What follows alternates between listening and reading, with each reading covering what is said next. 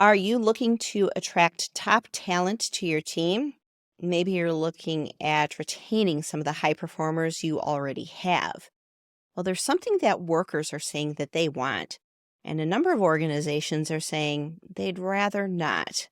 There's definite lines being drawn in the sand about remote work, and there are plenty of opportunities for leaders of remote teams to create environments where they can attract top talent, retain their top performers, and create environments where there is greater productivity.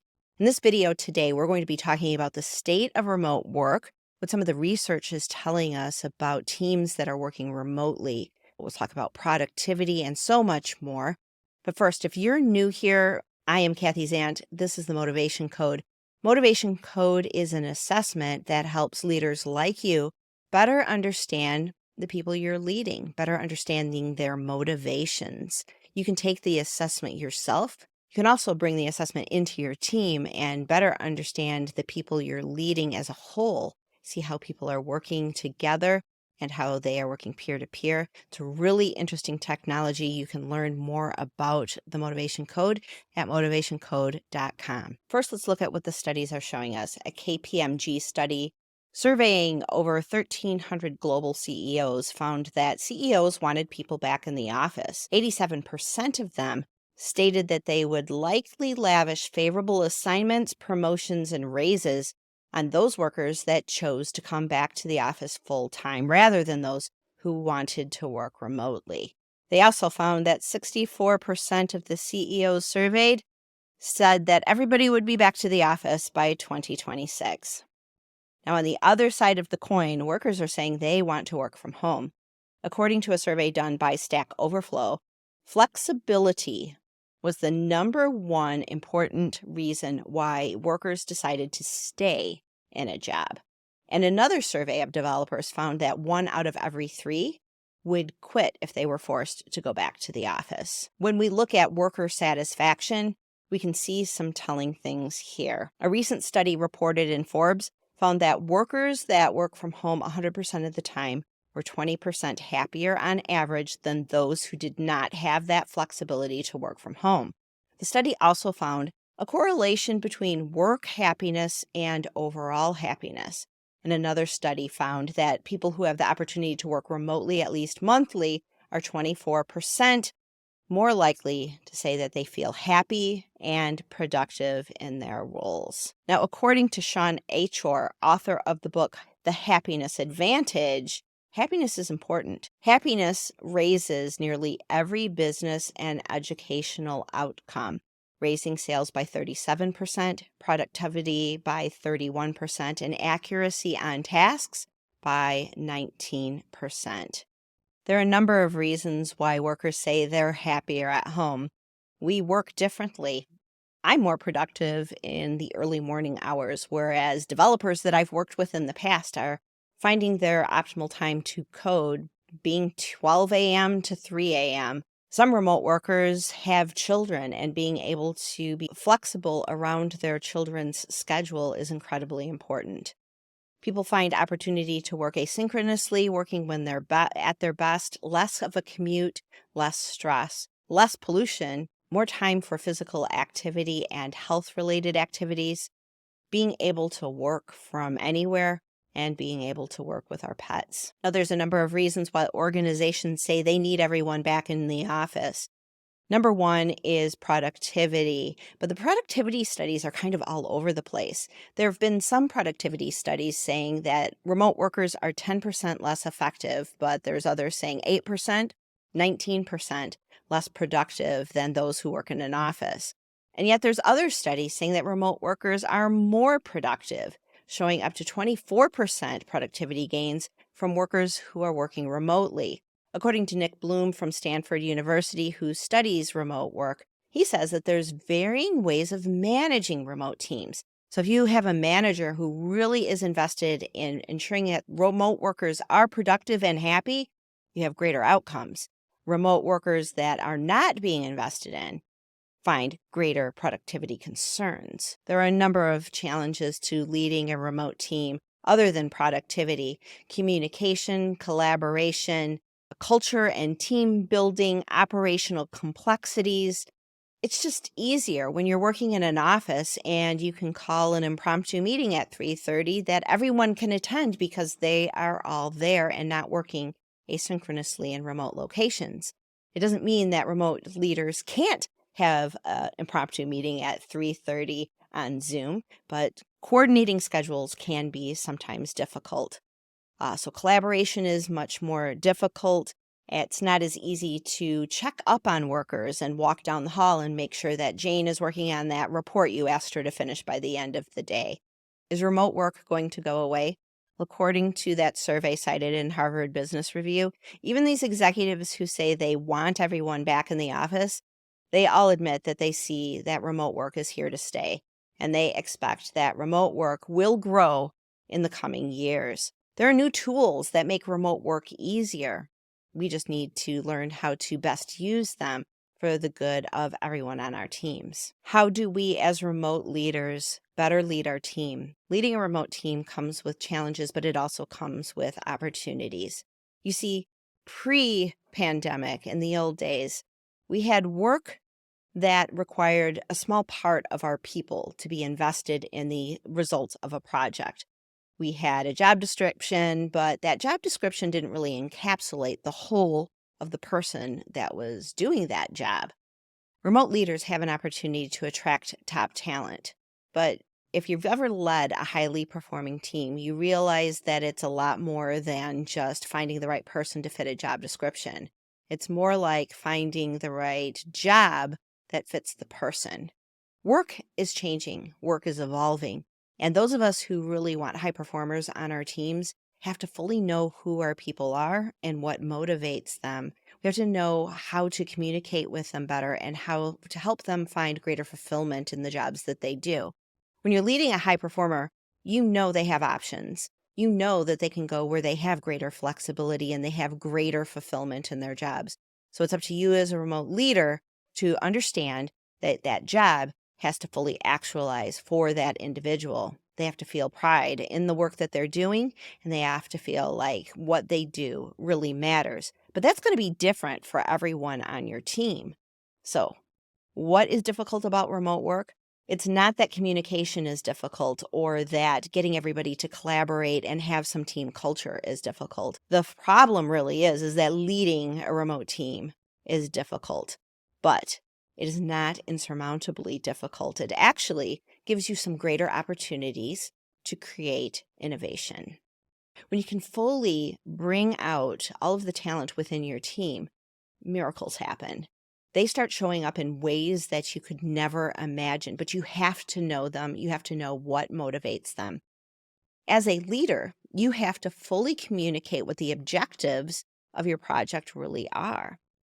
Your team needs to know what's expected of them. They also need to know where the boundaries and the guardrails are. They have to know what the objectives that they're trying to meet really are. So it requires greater communication from leaders, frequent communication, and frequent listening. Because if you're listening and really getting to know who your team members are, you can better lead them to the place where you need them to go. This leads to greater productivity. There are remote supportive tools, things like Slack and Teams, that allow you to have that asynchronous communication. But a lot of teams use these tools as chat rooms rather than asynchronous. Having good boundaries in place for communication and how communication should occur can help your teams get that focus time that everyone craves. Having good documentation of how to do things, what is expected of your teams, is a must on a remote team. What you're trying to do is to create a remote team that has high trust. You want a team that trusts each other, that trusts you as a leader, and a team that you can trust, that they are showing up 100%. Some other advice for leaders of remote teams include having opportunities for those retreats or virtual social interactions, scheduling time for team building, also scheduling time for professional development. The thing is, if someone is coming into your organization trying to fulfill a job, it's important for you to understand both sides of that puzzle piece, to understand the person as well as to understand and fully communicate what is required of them in a job. If you don't understand how those puzzle pieces fit together, how is someone who reports to you going to understand how they fit together as well? That person needs to understand themselves and understand the greater needs of the organization and how those fit together. So, investing in professional development and self knowledge is incredibly important and almost something that you have to have when you have a remote team. These types of cues can't be picked up in a conference room. They're picked up over Zoom, and you're missing some of the nuanced messages that people would normally get in an office environment through body language or subtle communication cues. Where many remote teams go wrong is around communication. Investing in training around communication in these new worlds of remote work can really help a team come together.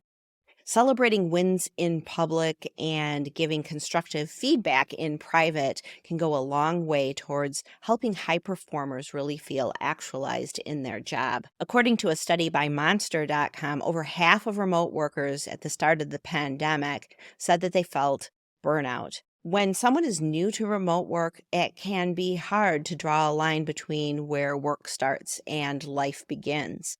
It's really important to train workers who are new to remote work to understand that it is okay to set boundaries. Ask your remote workers when they feel like they are most productive and help them schedule time so that they can block out productive focus time to find the greatest productivity. You see, the thing is, when developers say that they want greater flexibility in how they do their jobs, it's not that they want greater flexibility so that they can go out to lunch. Typically, it's greater flexibility because they know themselves. They know when they're going to get the greatest amount of work done and when they can find fulfillment. High performers want to find that fulfillment in terms of a job well done. They want to perform. They want to come to work and give their all, but they can't do it if the organization is trying to pigeonhole them into a schedule or into a work routine that doesn't work for them. Letting your employees lead you to the place where they know they're going to find the greatest fulfillment and the greatest productivity is going to go a long way towards you leading an effective team. New employees, however, to remote work may have a hard time knowing themselves. Assessments can help, like the motivation code, as well as giving someone some breathing room to test things out. They might find that they're highly productive late at night, and you can find ways to work around that asynchronously, making sure that employees feel like they have an opportunity to have their voice heard is critically important on a remote team, where communication can often be difficult using Slack or Teams or text messages or even email. Ensuring that your team has adequate group meetings as well as one-on-one meetings so that relationships can be formed are important. Encourage your remote workers, especially young ones who aren't tied down by responsibilities of a family, to travel if they can and if they desire to do so. Working remotely, whether you're on the deck of a cruise ship or from a remote location in the mountains, can provide greater fulfillment and greater creativity for your remote workers. Creativity and innovation that they can bring to their jobs when they feel that connection. Encourage your team members to take initiative for themselves in terms of seeing opportunities for advancement, opportunities for innovation. Encourage your remote workers to document and share their successes and celebrate those publicly. If something goes wrong or a little haywire, what can you learn from it? Even a small mistake could have lessons for the entire team. Make sure that people have adequate time to take care of themselves first. Sometimes new workers to remote work might feel a lack of feedback. Are they doing a good job? How is management perceiving them? So they may try harder than they need to try. One of the greatest bosses I have ever had told me that my 80% was good enough and that my 80% was better than most people's 100%, and to stop putting so much pressure on myself. Make sure you give clarity on your company's goals, on where it is you expect everyone to go, and where you expect people to set high standards and where standards don't need to be so high. Make sure your organization is focused on one thing of critical importance. your customers. Oftentimes, organizations, even remote organizations, when there's a lack of clarity and communication, will turn their focus towards making people internally happy when everyone in the organization should be more focused on making customers happy, making prospects happy, and attracting to the organization those customers who have the greatest fit for your organization. For remote workers, prioritizing mental health and physical well being is of critical importance. People who feel good are going to bring more of themselves to the job. People who feel that the job that they're doing matters are going to bring more of themselves and more of their innovative ideas into an organization. Organizations with remote work can do things like provide a health club benefit and encourage people to take walking lunches, maybe even walking audio-only meetings where people can discuss ideas during those expansive times when people are out in nature. Encouraging people to get help if they feel like they are disconnected. Remote work is here to stay. From 2024 and beyond, we're going to see more and more people choosing remote, and we're going to see organizations like yourself evaluating remote as a benefit so they can attract top talent. You need to have the tools in order to support your leadership and to support your managers and to support your people. Motivation code is one of those. Being able to fully understand who your people are and how they are motivated makes you a better leader because you know how they communicate, you know how they are motivated, and you can better lead a team to the success of a project, whether they are in an office or they are working from the top of a mountain. I hope this video helps you understand remote work in a new way and think about leading remote teams in a better way that is more fulfilling. I mean, that's what we're here to do all across the board. We're hoping to empower our people for greater fulfillment, greater productivity, and greater happiness in the jobs we're doing. Thanks for watching.